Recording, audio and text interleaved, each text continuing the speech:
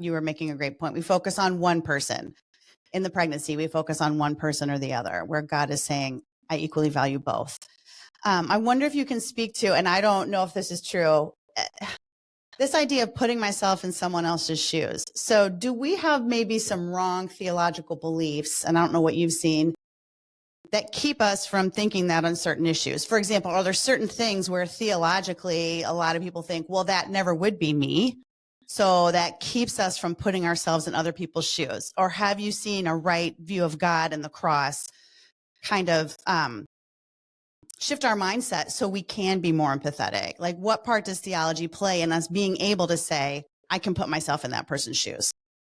Yeah, I think being able to say that, I think we have such a high view of ourselves. And I say this, coming from me who often has a high view of myself and thinks more highly of myself than I ought. We struggle to see someone else as somebody we could be, especially if we think that we have a moral superiority to them. Yeah. Yep. And so putting ourselves in their shoes is very difficult because we'll say, well, I'll never be that low. I'm smart enough not to make those kinds of decisions. Yep.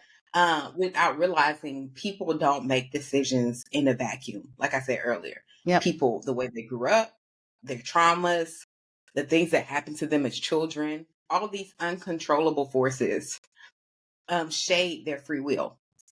And so when you say, well, you don't know, what a person's life will be like.